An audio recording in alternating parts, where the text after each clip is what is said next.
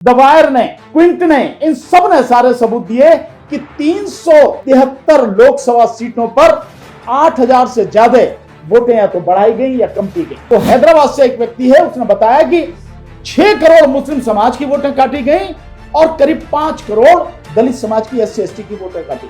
एक विधानसभा में 1,250,000 फर्जी वोटें बना रखी हैं। 18 साल से लेकर 21, 22, 23 साल तक का जो व्यक्ति जो पहली बार वोटर बन रहा है, लेकिन यहाँ 95 साल, 92 साल, 88 साल, 70 साल, 72 साल, 76 साल, इस तरह की एज का व्यक्ति पहली बार वोट कर रहा है। जो वोटों की डकैती डलवा रहा है, जो चोर है, जो लुटेरा है, उसको एफिडेविट देंगे, जबकि उससे कोई मतलब नहीं है।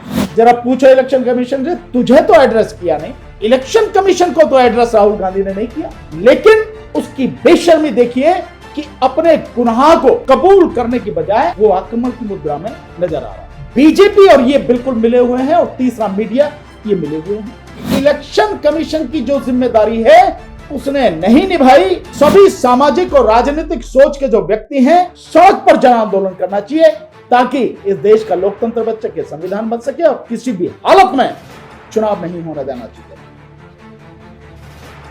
सारे मीडिया के साथियों का बहुत बहुत शुक्रिया, बहुत बहुत धन्यवाद।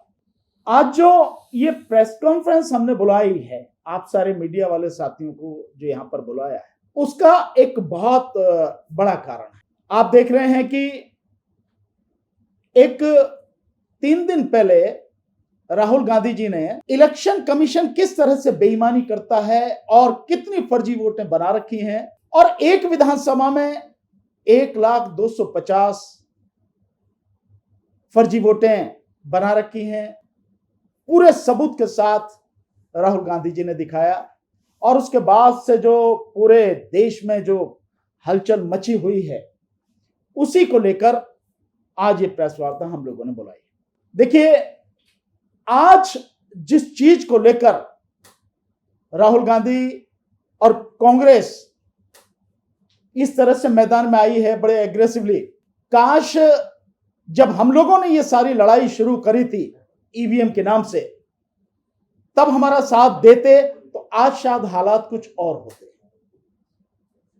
यहां तक कि अगर 2024 के चुनाव से पहले जो हमने दिसंबर 2023 से 10 दिसंबर 2023 से जो आंदोलन किया हमने शुरू ईवीएम को लेकर, और जो घर घर तक देश में पहुंच गया, उसमें खुद उन्होंने भी माना, उनके जो विदेशों में जो उनकी मीटिंग कराते हैं, उनके पिताजी के तकनीकी सलाहकार रहे सेम पित्रोदा साहब, उन्होंने भी बताया, यहां तक कि कहा उन्होंने कि विपक्ष को ईवीएम को लेकर सड़क पर आंदोलन करना चाहिए। हमने सारे सबूत दिए, और उसके बाद भी अगर आप देखें तो 2024 के चुनाव के बाद, हालांकि 2019 के चुनाव के सबूत भी वोट ADR ने, दवायर ने, क्विंट ने, इन सब ने सारे सबूत दिए कि 373 लोकसभा सीटों पर 8000 से ज्यादा वोटें या तो बढ़ाई गई या कम की गई। वो सारे सबूत दिए गए, डिटेल में रिपोर्ट दी गई, लेकिन तब कोई नहीं बोला। 2024 के बाद दवायर ने, ADR ने, वोट फॉर डेमोक्रेसी ने सारी गड़बड़ियां किस तरह से हुई सबूतों के साथ देश के सामने रखा, लेकिन तब भी राहुल गांधी जी या और सारे लोग नहीं बोले। काश अगर उसी समय बोलते तो जो आज हालात हैं वो हालात अब नहीं होते, कुछ अलग स्थिति होती। खैर, फिर भी मैं धन्यवाद देना चाहूंगा कि कम से कम एक व्यक्ति ने इतनी हिम्मत तो करी, उसने इतना बड़ा कदम तो बढ़ाया कि इलेक्शन कमीशन जिसने उसकी गड़बड़ी को पकड़ने के लिए जो कार्रवाई की जा रही थी, उसे रोकने का हर संभव प्रयास किया। जैसे डिजिटल फॉर्म में वोटर लिस्ट नहीं दी, और जो वोटर लिस्ट हार्ड कॉपी में दी वो भी इस तरह की दी कि उसे स्कैन नहीं किया जा सकता। इस सब के बावजूद भी राहुल गांधी जी ने अपनी टीम बनाकर 6 महीने मेहनत करके सारे सबूत, सारे आंकड़े सामने रखे, और बेंगलोर सेंट्रल की जो लोकसभा है उसके अंतर्गत जो 7 विधानसभाएं पड़ती हैं, उनमें से एक विधानसभा महादेवपुरा, उसका पूरा डाटा निकाल के पब्लिक के सामने रखा, जिसमें उन्होंने बताया कि किस तरह से 1,250,000 वोटें फर्जी बनाई गई और किस तरह से उन्होंने बताया कि गड़बड़ी किस लेवल पे किस किस तरह की गड़बड़ी होती है। ये सारी चीजें उन्होंने जनता के सामने रखी। बताया उन्होंने कि इलेक्शन कमीशन किस तरह से काम कर रहा है और कितनी कितनी गड़बड़ी करी है। उन्होंने वो 5 तरह की गड़बड़ी सबके सामने रखी। 5 तरह की गड़बड़ी में duplicate voter 11,965, fake and invalid address, जो गलत पते थे, झूठे पते थे, कहीं 0 लिखा था, कहीं था ही कुछ नहीं, 40,009, जो एक ही पते पर वोटर थे, यानी एक पते पर एक कमरे में 80 वोटर। और इंडिया टुडे ने जाके उसकी जांच पड़ताल भी करी, वो बिल्कुल सही पाया गया। वहां एक व्यक्ति था जो महीने भर पहले से रह रहा था, पश्चिम बंगाल से आया था, वो कह रहा, उसने बताया सारे 2 लोग से ज्यादा रह नहीं सकते, बट उसमें 80 वोटर, तो बल्क में 10,452 वोटर, इस तरह के वोटर। इनवैलिड फोटो है ही नहीं, है तो इतने छोटे दिख नहीं सकते, 4,132।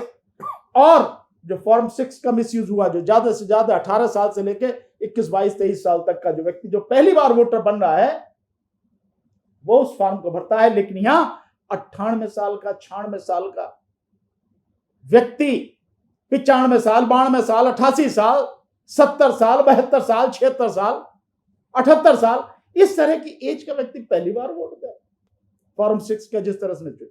और इस तरह से टोटल उन्होंने बताया कि 1,250,000 वोटों की गड़बड़ी हुई। और उसके बाद इस देश में जिस तरह के हालात हुए हैं, इलेक्शन कमीशन जिस तरह की बकवास कर रहा है, और उससे भी कहीं ज्यादा जो बीजेपी इलेक्शन कमीशन के पक्ष में बोलने के लिए उतरी है, अपने प्रवक्ताओं को उतारा है, अपने आईटी सेल को उतारा है, अपने नेताओं को, मंत्रियों को, संतरियों को, जाने किस किस को उतार रखा है इसका विरोध करने के लिए। एक सवाल पूछा जाना चाहिए, भाई तुम्हारे खिलाफ तो कुछ नहीं कहा, बीजेपी के खिलाफ क्या कहा? और उसने बताया है राहुल गांधी ने कि इलेक्शन कमीशन की जो जिम्मेदारी है उसने नहीं निभाई, और एक विधानसभा में इस तरह की फेक इतनी वोटें निकली हैं, 1,250,000। और उसी के आधार पर कहा कि इस वजह से 32,000 वोटों से कांग्रेस जीती, वो बीजेपी जीती। अगर ये 1 लाख फर्जी वोटें नहीं होती तो 70,000 से बीजेपी हार जाती। ये सारी की सारी चीजें हुई, और जिसके बाद माहौल हो रहा है, और एक माहौल इलेक्शन कमीशन जिसे शर्म से डूब के मर जाना चाहिए, जिसे इस सबूत के सामने आने के बाद यह कहना चाहिए कि हम अपने स्तर पर इंक्वायरी करेंगे, जो सच है उसको सामने लाएंगे, और जो भी दोषी होगा उसके खिलाफ कानूनी कार्रवाई करेंगे, सजा दिलाएंगे। यह काम करने के बजाय वो राहुल गांधी से वो मांग रहा है, एफिडेविट मांग रहा है। जरा पूछो इलेक्शन कमीशन से, तुझे तो एड्रेस किया नहीं, इलेक्शन कमीशन को तो एड्रेस राहुल गांधी ने नहीं किया। यानी जो वोटों की डकैती डलवा रहा है, जो चोर है, जो लुटेरा है, उसको एफिडेविट देंगे, जबकि उससे कोई मतलब नहीं है, उसके खिलाफ एफआईआर होनी है तो उसे देंगे एफिडेविट। लेकिन उसकी बेशर्मी देखिए कि अपने गुनाह को कबूल करने की बजाय वो आक्रमण की मुद्रा में नजर आ रहा है। और बीजेपी जिस तरह से उसका बचाव कर रही है, तो 2 चीजें बिल्कुल सिद्ध हो गई, बल्कि 3 चीजें सिद्ध हुई हैं। एक, बीजेपी और ये बिल्कुल मिले हुए हैं, और तीसरा, मीडिया ये मिले हुए हैं।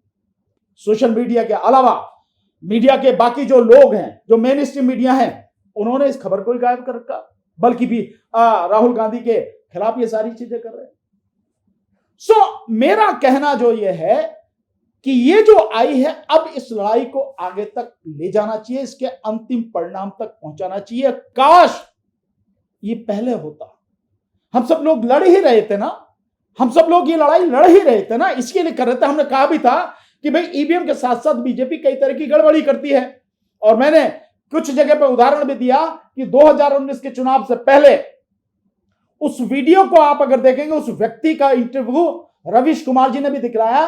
वो हैदराबाद से एक व्यक्ति है, उसने बताया कि 6 करोड़ मुस्लिम समाज की वोटें काटी गई और करीब 5 करोड़ दलित समाज की, SC ST की वोटें काटी गई। ये उस आदमी ने दिखाया बाकायदा, और रवीश कुमार जी ने उसका इंटरव्यू दिखाया, तब भी समझ में नहीं आई। और हमने भी कई बार कहा कि बीजेपी जो करती है बेईमानी केवल ईवीएम में नहीं, बाकी उसके साथ साथ काय में करती है कि वोटें जो उसके विरोध में उन्हें कटवाती है और अपने पक्ष में वोटें बढ़वाती है।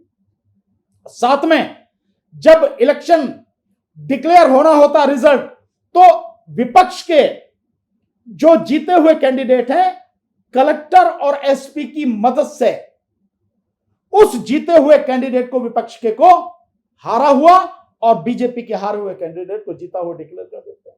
इस तरह की गड़बड़ी लगातार होती रही, लेकिन ये तो अब जो सामने आई है, ये तो बड़ी भयानक गड़बड़ी है।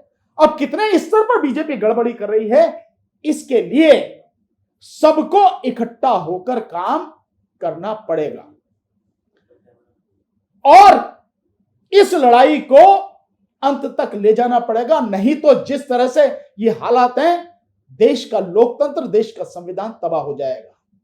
और अब जो SIR हो रहा है, उसके सामने उसमें जो गड़बड़ी आ रही है, देखिए मजेदार बात कि 2024 के चुनाव के जो लिस्ट थी उसमें दिखाया गड़बड़ी, और यही वहां तो 80 लोग थे एक एड्रेस पे महादेवपुरा में, यहां तो 250 लोग एक ही उसमें हैं, एक ही कमरे में 250 लोग। अजीत अंजुम जी ने दिखाया है कि मुजफ्फरपुर में भगवानपुरा एक कोई जगह है, वहां 27 नंबर मकान नंबर 27, उसमें 250 लोग हैं। और अजीत अंजुम जी ने लगातार सबको दिखाया कि किस तरह से ये सब घोटाला हो रहा है और SIR के नाम पे कितना फर्जीवाड़ा हो रहा है। फिर भी इलेक्शन कमीशन अपनी गलती को मानने को तैयार नहीं है और बीजेपी के लिए काम कर रहा है। तो इसी को लेकर हमने ये प्रेस कॉन्फ्रेंस आज की है और हम सब पूरी ताकत से इस लड़ाई को लड़ेंगे, मजबूती के साथ लड़ेंगे। मेरा आपके माध्यम से पूरे विपक्ष से और इस देश की जनता से निवेदन है, आग्रह है कि इस लड़ाई को जब तक ये सारी चीजें सही न हो जाएं तब तक लड़ना है, और तब तक विपक्ष से मेरा निवेदन है सड़क पर आकर लड़ें और कोई भी इलेक्शन तब तक देश में होने ना दें जब तक ये चीजें ठीक ना हो जाए। आप कह रहे चुनाव का बहिष्कार करे विपक्ष?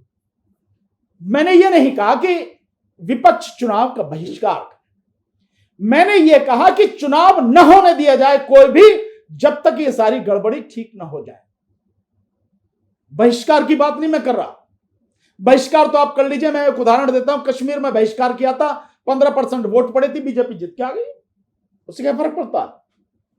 चुनाव पे रोक लगाने की बात आप कर रहे हैं? बिल्कुल, पूरे देश में जन आंदोलन इतना जबरदस्त होना चाहिए। सभी सामाजिक और राजनीतिक सोच के जो व्यक्ति हैं, जो इस देश के संविधान और लोकतंत्र से प्यार करते हैं, लोगों के अधिकारों को बचाना चाहते हैं, नागरिकों के अधिकारों को बचाना चाहते हैं, उन सबको मिलके सड़क पर जन आंदोलन करना चाहिए ताकि इस देश का लोकतंत्र बच सके, संविधान बच सके और किसी भी हालत में चुनाव नहीं होने देना चाहिए। कोई